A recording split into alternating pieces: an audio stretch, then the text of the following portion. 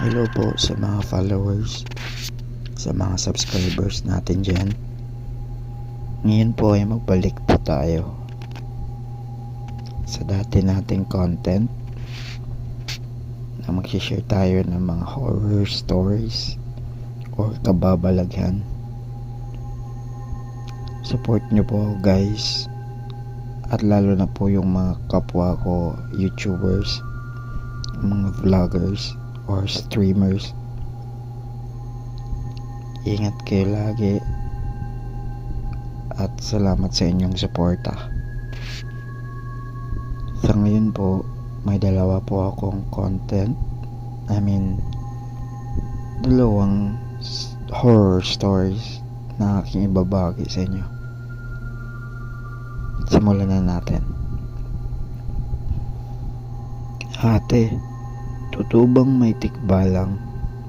Pananakot lamang yon para magbait ang mga bata, hindi ba? Tanong ni Edith sa panganay na kapatid. Isabi ni Tio Jose mayroong mga ganun raw. Kasama pa raw siya noong makahuli sila nito. Sige nga ate, ikwento mo nga sa amin ang nangyari.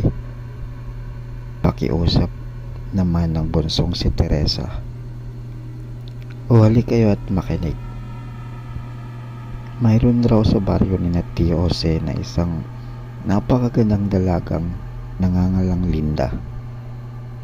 Ang dami raw lumiligaw ng babaeng ito dahil bukod sa maganda ay mabait pa.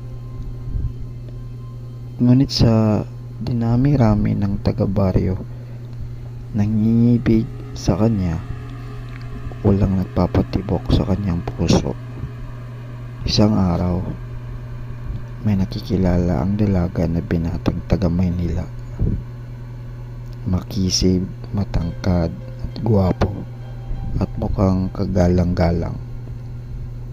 Maraming mga dalagang nayon ang nahalina kay Roberto, ngunit napaglaanan nito ng pagtingin kay Linda na siya ring maganda at dalagang Pilipina.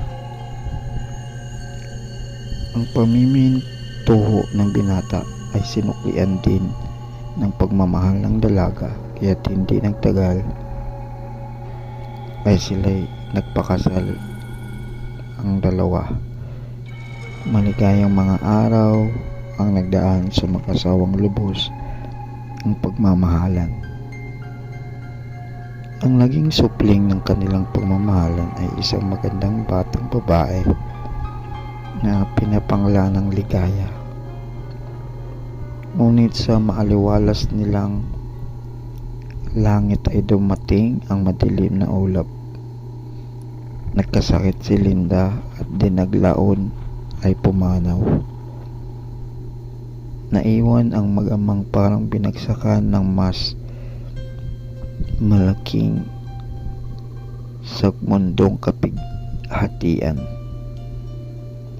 Isang gabi, nang binigyan ni Roberto ang sanggol ng bote ng gatas, naramdaman niyang may dumating na tao sa kanyang likuran.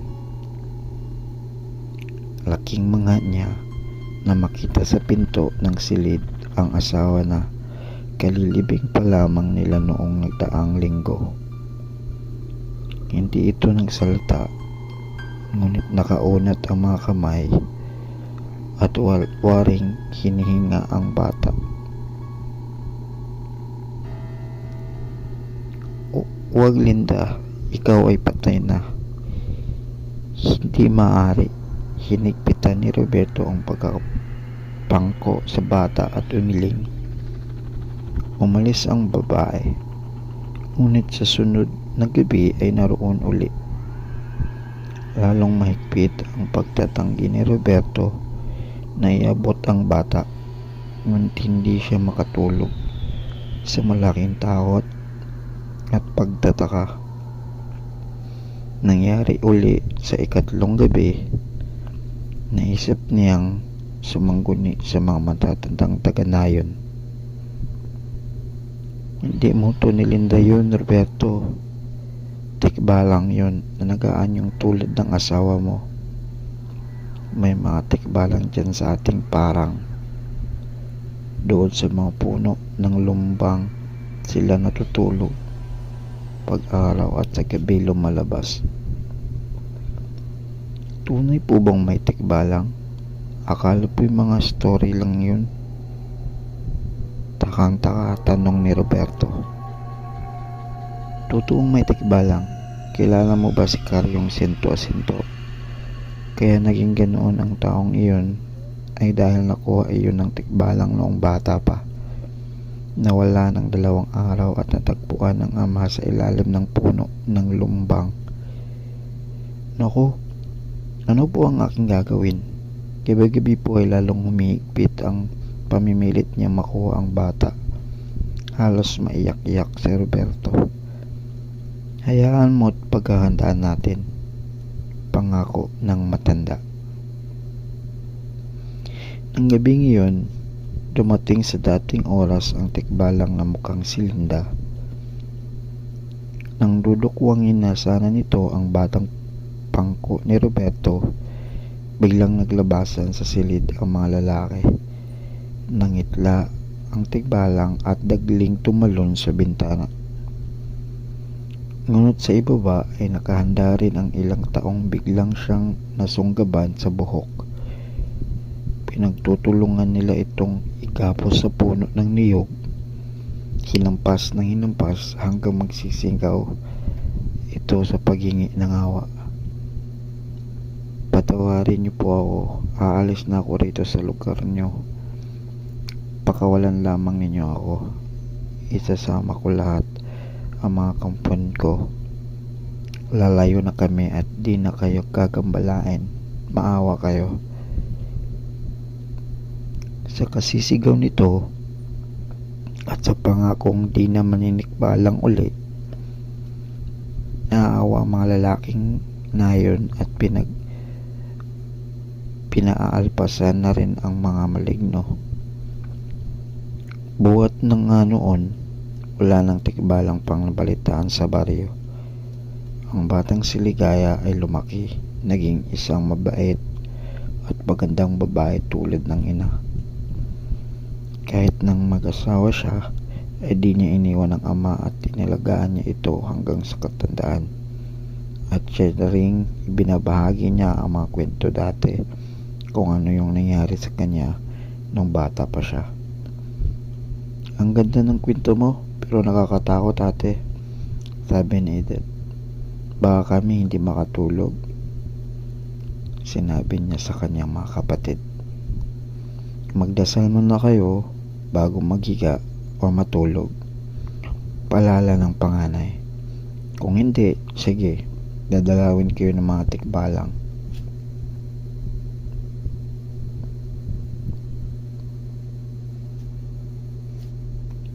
Ang susunod na kabanata ay ang aswang sa baryo dekada 90.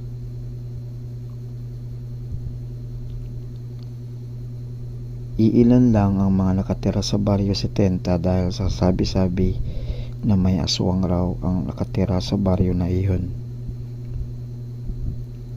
Kabilang sa mga nakatira doon ay mga pamilya Cruz, sina Mang Kaloy at Aling Cecilia, at ang kanilang 2 anak na sina Carlos at Sergio. Bantog na aswang raw ang kapitbahay nila si Mang Boy, ngunit kahit kailan hindi ito pinaniniwalaan ng pamilya Cruz dahil sa kabutihang isang araw may isang grupo ng kabataan na pumunta sa bahay ni Mang Boy.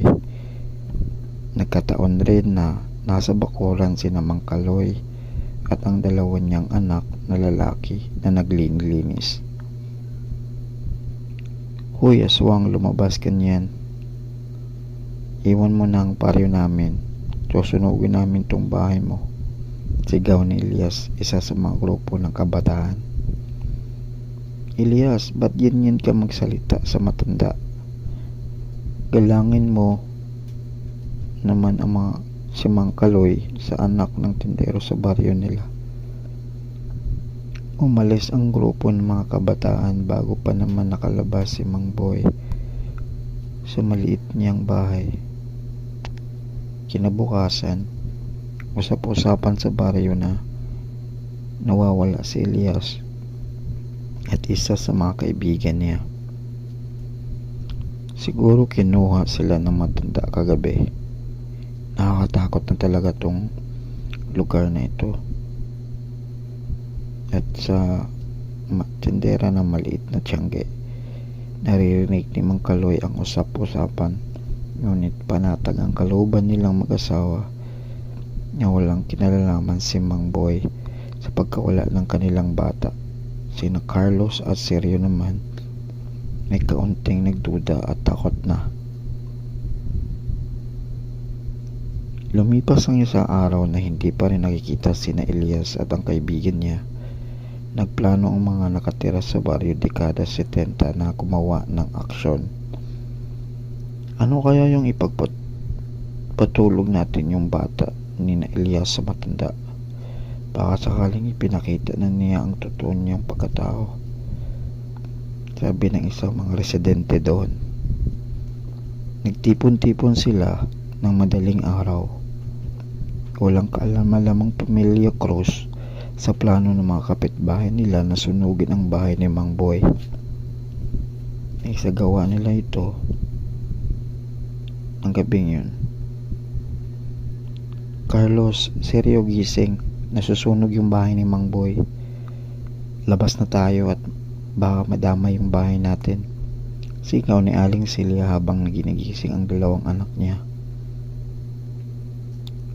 Lumabas ang pamilya at nakita nilang nag-aabang ang mga tao sa labas at tinataguran nilang aswang. Subalit halos maubos ang kanilang likuran na parte ng bahay at saka si Mang Boy na walang takot na tumakbo kung ano man yun ang nangyari sa bahay nila. Ang lumabas ay isang matanda na mahinang-mahina na at halos hindi na makahinga sa usok sa nasusunog niyang bahay. Sinalubong siya ni Mang Kaloy bago pa siya bumagsak sa lupa. Hinakayat ng pamilya Cruz ang mga tao na magtulong-tulong apulahin ang apoy. Hindi makatanggi, ginawa ito mga taga-baryo dekada 70 kahit medyo labag sa kalooban nila. Kinabukasan, dumating si Elias at ang kaibigan niya. Mula pala sila sa bayan. May pinuntahan kaibigan at hindi nakauwi agad. Sising-sisi ang mga taga-baryo dekada 70 sa ginawa nila kay Mang Boy. Pinatira ng pamilya Cruz ang matanda sa bahay, ngunit hindi rin ito nagtagal.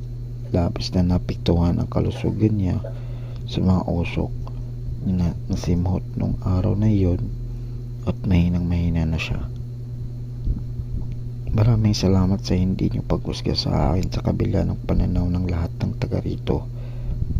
Hindi ako aswang. Sadyang ayaw ko lang na patulan yung mga sinasabi nila dahil hindi naman totoo. Inaakala nilang may aswang sa baryo na ito dahil paunti-unti ng mga ang nakatira dito at akala nila ay ako yun dahil matanda na ako at nakakatakot para sa kanila. Ngunit ang totoo, ang mapanghusgan ng mga taga rito ang dahilan kung bakit umaalis ang ibang mga taga rito para mamumuhay sa kabilang baryo. Sana ibalang araw ay hindi na ganito ang mga nakatira sa baryong mahal natin. At si Mang Boy ay pumanaw na.